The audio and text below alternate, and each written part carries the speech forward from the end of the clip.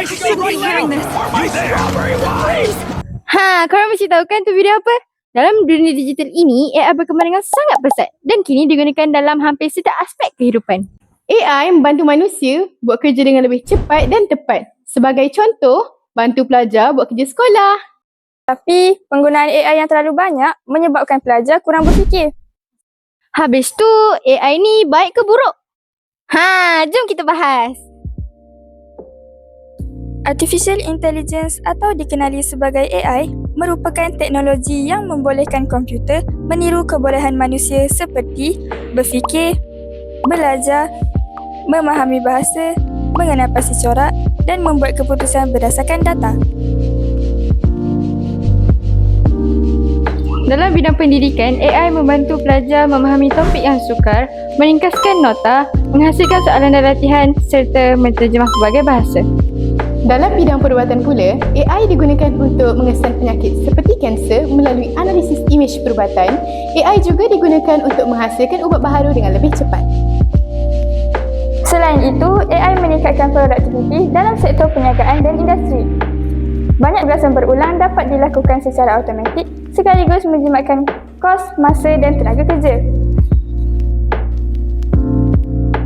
Bagaimanakah AI dapat membawa manfaat dalam bidang pendidikan? Pada pendapat saya, kecerdasan buatan ataupun AI dapat membawa banyak manfaat dalam bidang pendidikan kerana teknologi ini dapat membantu guru dan murid untuk mencapai proses pembelajaran yang lebih berkesan, terutamanya dalam proses mencari maklumat. Hal ini kerana dalam proses dengan teknologi AI, guru ataupun murid dapat mengakses maklumat tanpa sebarang halangan dan kerana birokrasi. Jika AI memberi jawapan yang salah, apa yang patut kita lakukan? Jika AI memberikan jawapan yang salah, kita tidak seharusnya terus mempercayainya secara bulat-bulat. Sebaliknya, kita haruslah menyemak semula maklumat yang diberikan dengan beberapa sumber lain yang lebih sahih seperti buku teks atau semak balik dengan laman web lain yang lebih dipercayai ataupun bertanya guru. Selain itu, kita juga boleh membandingkan maklumat yang diberikan dengan beberapa sumber yang lain. Sikap berfikir secara kreatif dan suka menyemak semula ini dapat membantu kita untuk tidak mendapatkan maklumat yang salah dengan lebih baik. Walaupun AI membawa banyak manfaat, teknologi ini juga mempunyai beberapa keburukan. Antaranya ialah AI boleh menghasilkan maklumat yang tidak tepat atau palsu jika data yang digunakan tidak betul. AI menimbulkan kebimbangan terhadap peluang pekerjaan kerana sesetengah pekerjaan kini boleh dilakukan oleh mesin dan robot.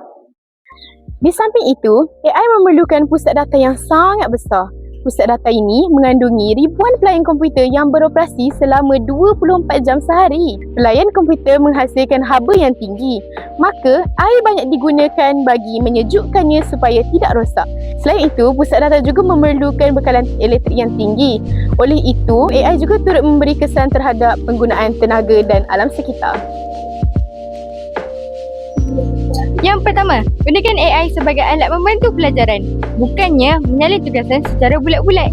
Ingat, kita perlu memahami setiap soalan dan juga jawapan yang telah diberikan. Yang kedua, pusat data perlu menggunakan tenaga boleh baharu seperti tenaga solar dan angin serta sistem penyejukan yang lebih cekap bagi mengurangkan kesan terhadap alam sekitar. Yang ketiga, semak fakta daripada guru, buku atau sumber rasmi kerana AI juga boleh melakukan kesilapan. Keempat, jaga privasi dengan tidak berkongsi maklumat pribadi seperti kata laluan, nombor kad pengenalan atau maklumat kewangan kepada sistem AI. Kesimpulannya, AI merupakan teknologi yang banyak kemudahan kepada manusia jika digunakan secara bijak dan bertanggungjawab. Sebagai generasi muda, kita perlu menggunakan AI dengan lebih beretika dan berfikir secara kritis supaya dapat membina masa depan.